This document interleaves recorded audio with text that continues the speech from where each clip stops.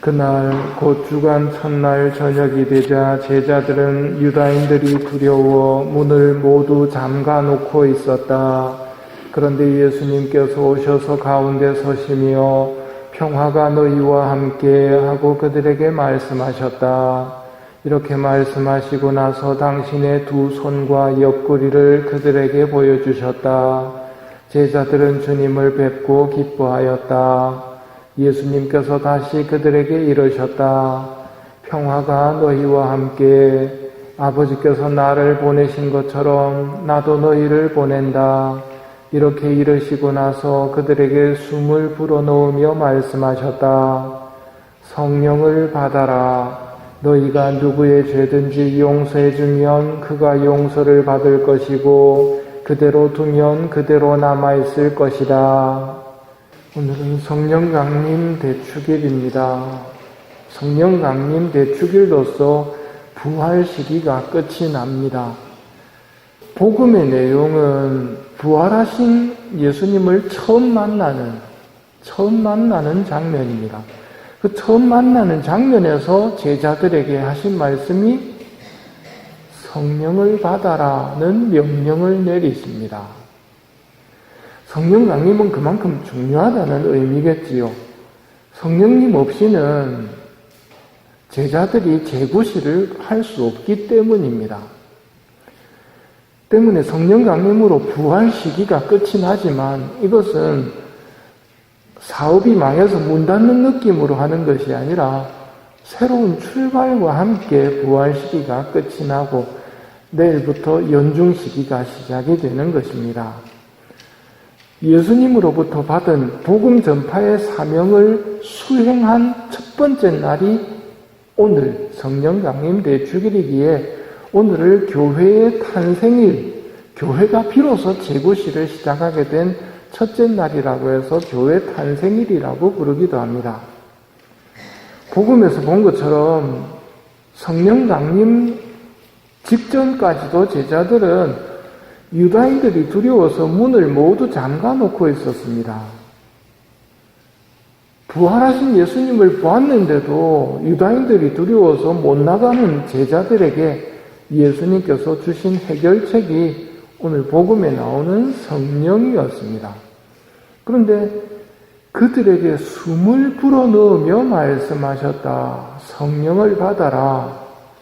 너희가 누구의 죄든지 용서해주면 용서받을 것이고 그대로 두면 그대로 남아있을 것이다 하고 말씀하셨습니다.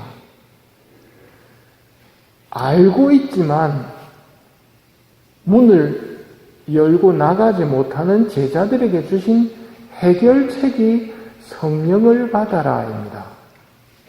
이건 우리에게도 해당되는 이야기입니다. 신자가 되면 주일 미사뿐만 아니라 평일 미사, 아침 저녁 기도, 묵주 기도, 성경 읽기, 영적 독서, 레지오라든지 이런 단체 생활하면서 신앙생활 해야 된다는 거 알고 있습니다. 그렇지만 우리가 아는 만큼 살아내는 사람은 없을 겁니다. 힘이 없어서 그렇게 살지 못하는 것이거든요. 부모에게 효도하고 자녀들을 사랑하고 알고 있지만 못하는 것은 힘이 없기 때문인데 거기에 대한 해결책이 성령을 받아라입니다. 이 성령을 받아라라고 말씀하실 때 예수님께서는 숨을 불어넣으며 말씀하십니다. 주님께서 숨을 불어넣는 장면은 창세기에서 하느님께서 흙의 먼지로 사람을 빚으시고 그때까지는 먼지로 만든 인형에 지나지 않았겠지만 그 코에 생명의 숨을 불어넣으시니 사람이 숨을 쉬었다. 코에 숨을 불어넣는 순간 사람이 되거든요. 우리가 힘이 없어서 지내고 있는 이런 모습들은 어떻게 보면 흙으로 만든 인형처럼 살고 있는지도 모른단 말입니다.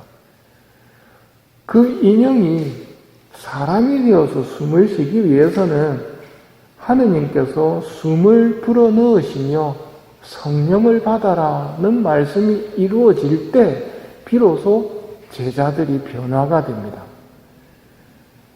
하느님의 도움인 성령께서 내리시는 장면이 오늘 첫째 독서에 나옵니다. 사도들이 모여 있는데 갑자기 하늘에서 거센 바람이 부는 듯한 소리가 나더니 그들이 앉아있는 온 집안을 가득 채웠다. 그리고 불꽃 모양의 혀들이 나타나 갈라지면서 각 사람 위에 내렸다. 그들은 모두 성령으로 가득 차 하느님의 위협을 찬미하기 시작합니다.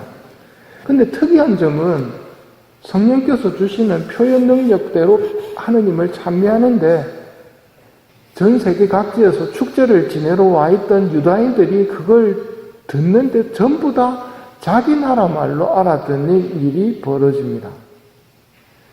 인간의 말은 바벨탑에서 분열이 되었습니다. 바벨탑을 쌓으면서 하느님보다는 인간들이 스스로 자기 이름을 휘날리려고 바벨탑을 쌓다가 언어가 혼란에 빠져버렸죠. 그런데 성령 강림이 있는 오늘 성령님께서 주시는 표현의 능력대로 하느님을 찬미하는데 모든 사람들이 그걸 다 알아듣는단 말입니다. 하느님을 떠나려고 했을 때는 언어가 분열이 되었는데 모여서 하느님과 함께하는 순간 모두 다 알아듣기 시작하거든요. 하느님의 이름을 찬미할 때 일치가 일어납니다. 이건 매우 중요한 포인트입니다. 왜냐하면 요즘 세상과 가정이 분열되어 가고 부모와 자식이 분열되어 가고 부부 사이가 분열되어 가는 모습을 보이기 때문입니다. 거기에 대한 해답 또한 주고 있는 것이 오늘 성령 강림이라는 말입니다. 분열을 멈추고 일치를 원한다면 성령 강림이 필요합니다. 예수님께서 성령을 받아라 라고 말씀하시고 예 주십시오 하고 끝나는 게 아니었죠. 준비 기간이 필요했습니다. 특별히 오늘 복음의 자리는 50일 전이었지만 40일 동안 지내신 다음 승천하시고 나서부터는 성모님과 함께 집중적으로 성령님을 기다렸습니다. 그리고 오늘 성령 강림이 이루어지거든요. 부속가가 기도합니다. 굳은 마음 풀어주고 차디찬 마음 데우시고 빗나간 길 바루소서. 굳어버린 마음, 차디찬 마음, 분열의 원인이고 빗나간 길, 분열로 가버리면 답이 안 나옵니다. 그 모든 것들을 성령님께 고쳐달라고 풀어주시고 데워주시고 바루어 주소서 하고 기도드리거든요. 하느님은 하실 수 있는 일입니다. 일치를 원한다면 성령님께 기도해야 함을 꼭 기억해야 합니다. 나 자신도 스스로 분열되어 있습니다. 내가 해야 되는 일이 뭔지 알면서 못하거든요. 나 자신도 분열되어 있다면 성령님의 도우심이 필요하다는 말입니다. 협조자이신 성령님은 우리를 분명히 도와주십니다만 우리가 부를 때 더욱 더 도와주십니다. 우리가 악을 버리고 선을 택할 때 도와주시고 그 도움을 입을 수가 있습니다.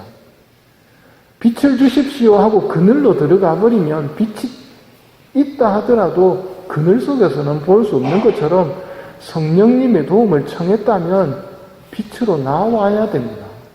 악을 버리고 선으로 나올 때 변화가 이루어집니다. 제자들도 알고 있었습니다. 부활하신 예수님. 그리고 그걸 전해야 된다는 것 알고 있었습니다만 두려움이 더 큰 겁니다. 그걸 오늘 성령께서 오시자 그 제자들의 단점을 확 바꾸어 버리십니다. 제자들이 확 변화가 되었다는 말이지요.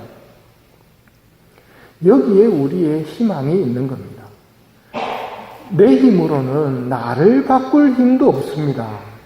나를 바꿀 힘도 없는 내가 가족들을 바꿀 수 있겠고 세상을 바꿀 수 있겠습니까? 하지만 내가 받은 명령은 바꿔야 하거든요. 내가 무슨 수로 바꿉니까? 하느님께서 나에게 명령을 주실 때는 나의 힘만 가지고 하라는 게 결코 아닙니다. 예수님과 함께 할 때 가능한 일이거든요. 성령님의 힘을 입은 제자들이 오늘 다락방 문을 열고 나가서 유다인들에게 외치기 시작합니다.